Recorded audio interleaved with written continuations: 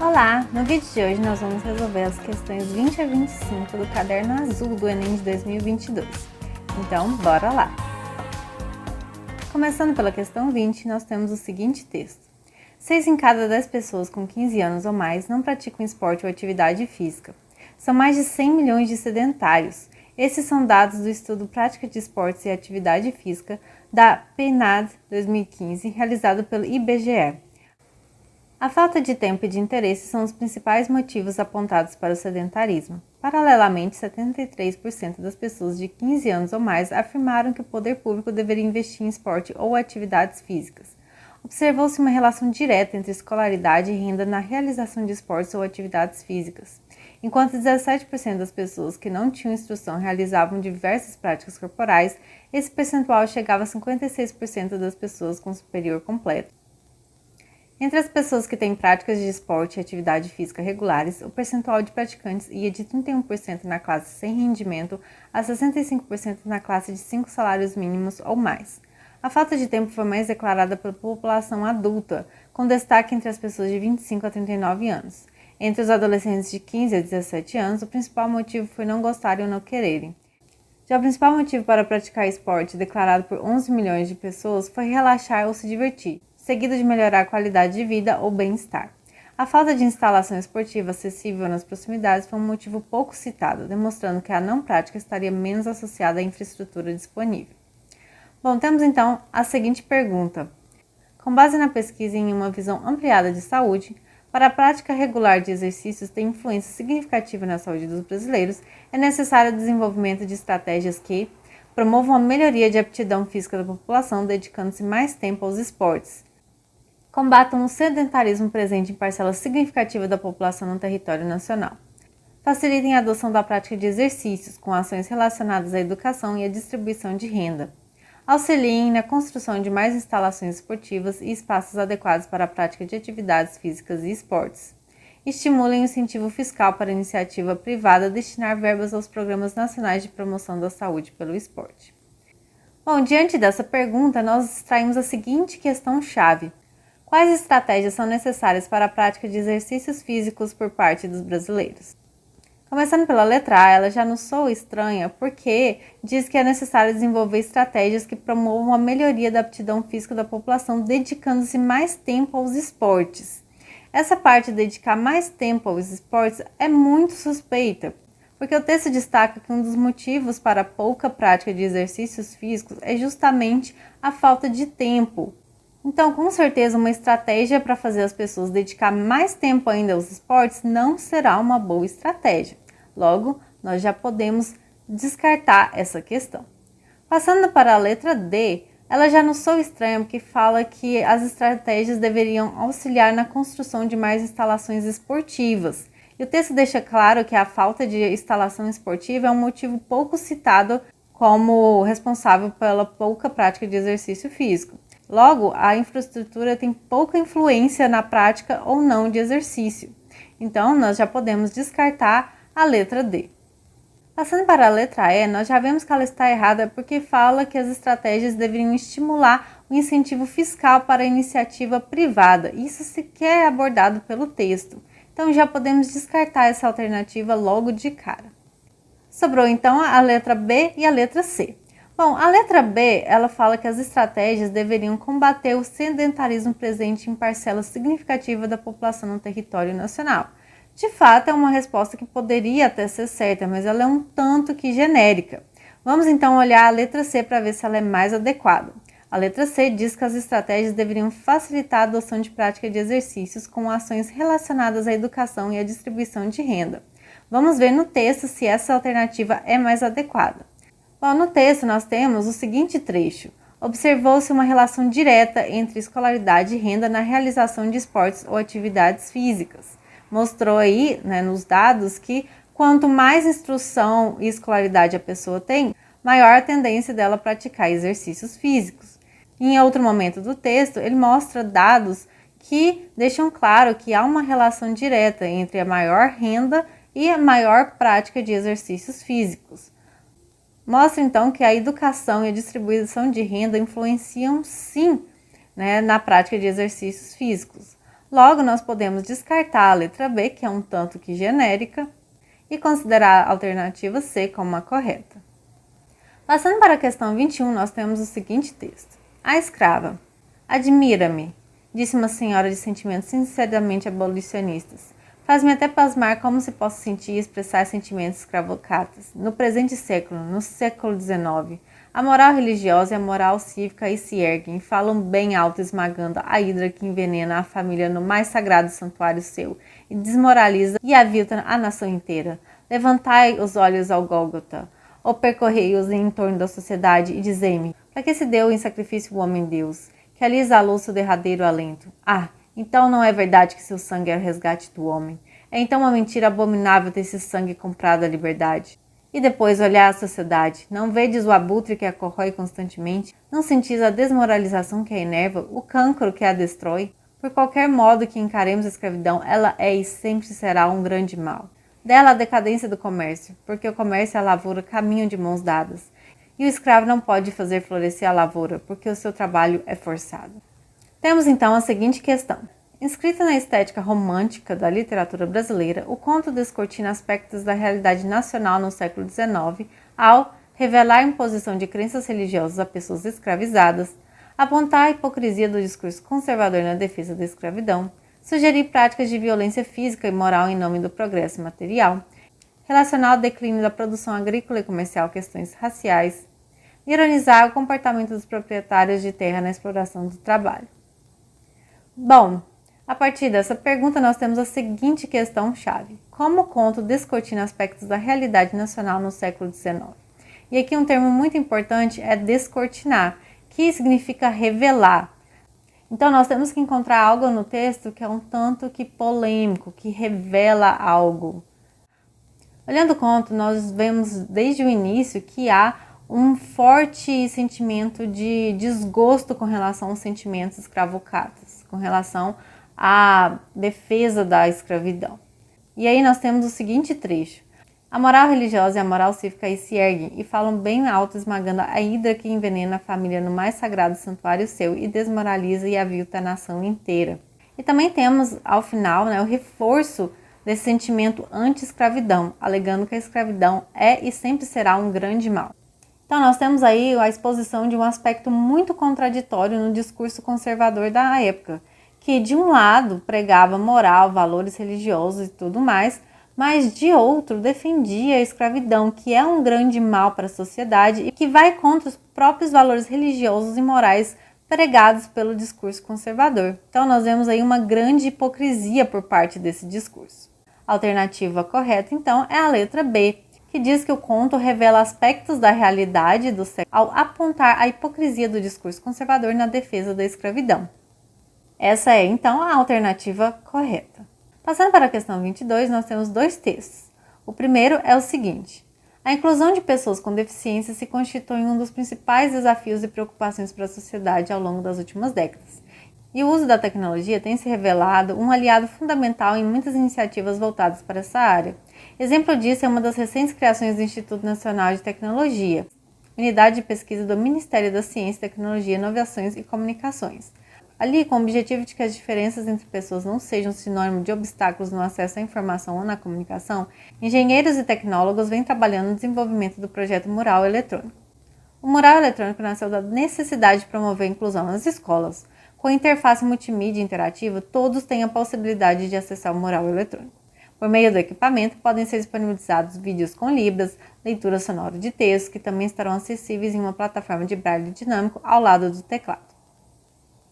O outro texto, o texto 2, é o seguinte. Para não permitir que a falta de informação seja um fator para o isolamento e inacessibilidade da comunidade surda, a jornalista e pesquisadora Roberta Saavedra criou o projeto Surdo News, montando os quebra-cabeças das notícias para o surdo. Trata-se de uma página no Facebook com notícias constantemente atualizadas e apresentadas por surdos em libras e veiculadas por meio de vídeos. A ideia de criar o projeto surgiu quando Roberta, ela própria surda profunda, ainda cursava um mestrado. Para isso, ela procurou traçar um diagnóstico do conhecimento informal entre as pessoas com surdez. Ela entrevistou 50 alunos surdos do ensino fundamental e viu que eles tinham muita dificuldade de ler, além de não captar a notícia falada. Isso é muito grave, pois 90% do saber de um indivíduo vem do conhecimento informal, adquirido em feiras científicas, conversas, cinema, teatro, incluindo a mídia, por todas as suas possibilidades disseminadoras, explica a pesquisadora. Prezamos pelo conteúdo científico em nossas pautas. Contudo, independentemente disso, nosso principal trabalho é, além de informar e atualizar, fazer com que os textos não sejam empobrecidos no processo de tradução, e sim acessíveis. Bom, temos então a seguinte questão.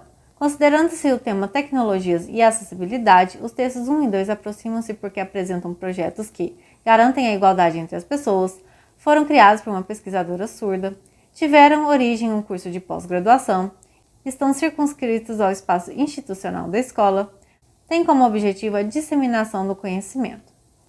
Bom, a partir dessa pergunta nós temos a seguinte questão-chave: por que os textos 1 e 2 se aproximam? E aqui vamos focar no termo aproximar.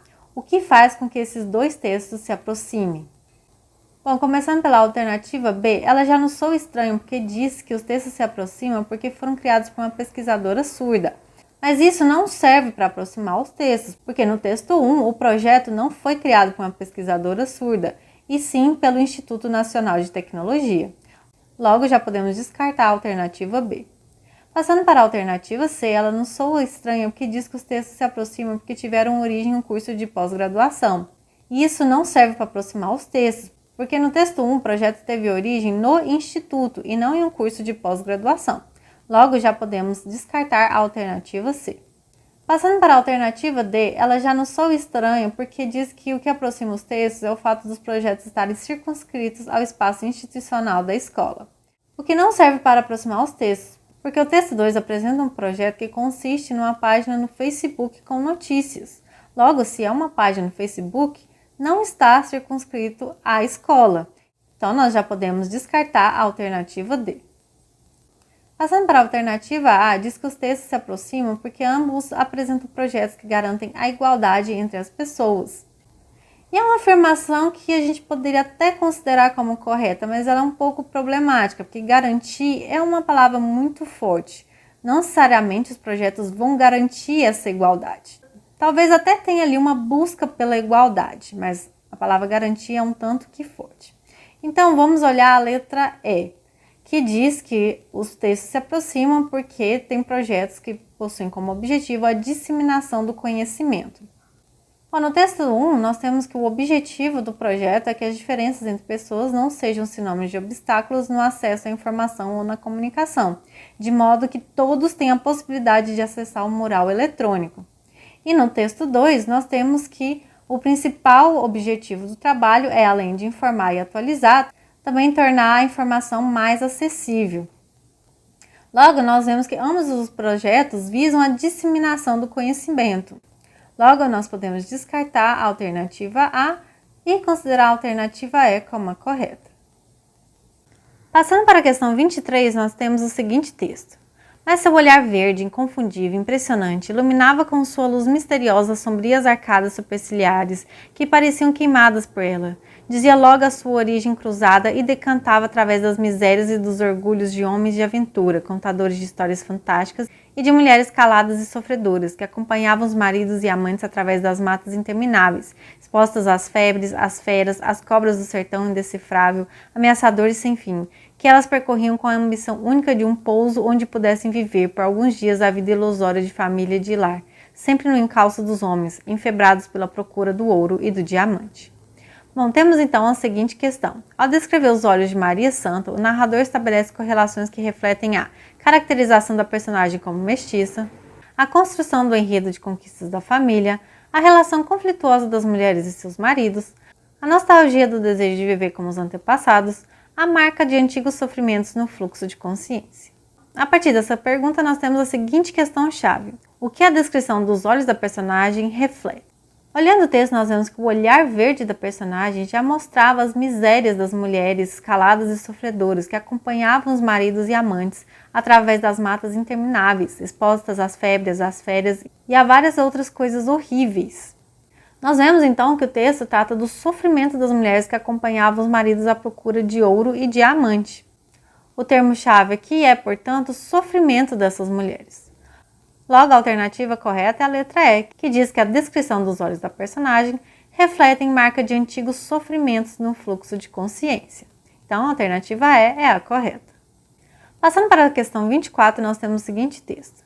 O que importa realmente é que o detentor do notável saber jurídico saiba quando e como deve fazer uso desse português versão 2.0, até porque não tem necessidade de alguém entrar numa padaria de manhã com aquela cara de sono falando o seguinte: por obséquio, Vossa Senhoria, teria a hipotética possibilidade de estabelecer com minha pessoa uma relação de compra e venda mediante as imposições dos Códigos Civil e do Consumidor para que seja possível a obtenção de 10 pãezinhos em temperatura estável para que a relação pecuniária no valor de R$5 seja plenamente legítima e capaz de saciar minha fome matinal? O problema é que temos uma cultura de valorizar quem demonstra ser inteligente ao invés de valorizar quem é. Pela nossa lógica, todo mundo que fala difícil tende a ser mais inteligente do que quem valoriza o simples. E 99,9% das pessoas que estivessem na padaria iriam ficar boquiabertas se alguém fizesse o uso das palavras que eu disse acima em plena 7 da manhã, em vez de dizer: bom dia, o senhor poderia me vender R$5 de pão francês? Agora entramos na parte interessante. O que realmente é falar difícil? Simplesmente fazer uso de palavras que a maioria não faz ideia do que seja é um ato de falar difícil? Eu penso que não, mas é assim que muita gente age. Falar difícil é fazer uso do simples, mas com coerência e coesão, deixar tudo amarradinho gramaticalmente falando. Falar difícil pode fazer alguém parecer inteligente, mas não por muito tempo. É claro que em alguns momentos não temos como fugir do português rebuscado, do juridiquês propriamente dito, como no caso de documentos jurídicos, entre outros. Temos então a seguinte pergunta. Nesse artigo de opinião, ao fazer uso de uma fala rebuscada no exemplo da compra do pão, o autor evidencia a importância de se ter um notável saber jurídico, a importância da valorização da inteligência do falante, a importância de falar difícil para demonstrar inteligência, a importância da coesão e da coerência em documentos jurídicos, a importância da adequação da linguagem à situação de comunicação. Bom, temos então a seguinte questão-chave. O que o autor quer evidenciar ao usar uma fala rebuscada? Bom, a fala rebuscada que a questão-chave está se referindo é essa aí, que é uma fala gigante cheia de termos rebuscados e desnecessários apenas para pedir pão na padaria, que poderia ser dito de uma maneira muito mais simples. E o autor critica muito essa forma de falar difícil apenas para parecer inteligente. Na verdade, ele sequer considera que isso seja falar difícil. Só que ele reconhece, é claro, que é necessário fazer uso de um português mais rebuscado em alguns momentos. E lá no início do texto ele já deixa isso claro, de que só deve fazer uso desse português versão 2.0, ou seja, esse português mais rebuscado, apenas quando é necessário. Então, a letra mais adequada aqui é a letra E, que diz que o autor quer evidenciar ao usar uma fala rebuscada a adequação da linguagem à situação de comunicação. Logo, a alternativa E é a correta. Passando para a questão 25, nós temos o seguinte texto. A conquista da medalha de prata por Raíssa Leal no skate street nos Jogos Olímpicos é exemplo da representatividade feminina no esporte, avalia a âncora do jornal da rede de televisão da CNN. A apresentadora, que também anda de skate, celebrou a vitória da brasileira, que entrou para a história como a atleta mais nova a subir num pódio defendendo o Brasil. Essa representatividade do esporte nos jogos faz pensarmos que não temos que ficar nos encaixando em nenhum lugar. Posso gostar de passar notícia e mesmo assim gostar de skate, subir montanha, mergulhar, andar de bike, fazer yoga. Temos que parar de ficar enquadrando as pessoas dentro de regras. A gente vive num padrão no qual a menina ganha boneca, mas por que também não fazer um esporte de aventura? Porque o homem pode se machucar, cair de joelhos e a menina tem que estar sempre lindinha dentro de um padrão. Acabamos limitando os talentos das pessoas, afirma a jornalista sobre a prática do skate por mulheres. Bom, temos então a seguinte pergunta. O discurso da jornalista traz questionamentos sobre a relação da conquista do skatista com a conciliação do jornalismo com a prática do skate, com a inserção das mulheres na modalidade skate street, com a desconstrução da noção do skate como modalidade masculina, com a vanguarda de ser a atleta mais jovem a subir no pódio olímpico, com a conquista de medalhas nos Jogos Olímpicos de Tóquio. Bom, a partir dessa pergunta nós temos a seguinte questão-chave. Qual a relação com a conquista da skatista que os questionamentos da jornalista estabelecem? E aqui vamos focar no termo questionamentos. Vamos buscar no texto os questionamentos da jornalista, porque eles são a chave para responder a pergunta. E os questionamentos da jornalista são esses aqui. A gente vive num padrão no qual a menina ganha boneca, mas por que também não fazer um esporte de aventura? Por que o homem pode se machucar, cair de joelhos e a menina tem que estar sempre lindinha dentro de um padrão? Bom, a partir desses questionamentos, nós vemos que a jornalista considera que não deveríamos enxergar algumas atividades como sendo masculinas. A exemplo da própria prática do skate. Ela não deveria ser vista como uma atividade masculina. Afinal, as mulheres também podem perfeitamente praticar essa atividade. Logo, podemos inferir que os questionamentos da jornalista estabelecem uma desconstrução da noção do skate como modalidade masculina. Logo, a alternativa C é a correta. E é isso por hoje, lembrando que usamos o caderno azul do Enem de 2022. E aí, gostou? Então já deixe seu like, se inscreva no canal e não deixe de conferir o nosso material de estudo pelo link na descrição. E é isso, até os próximos vídeos e bons estudos!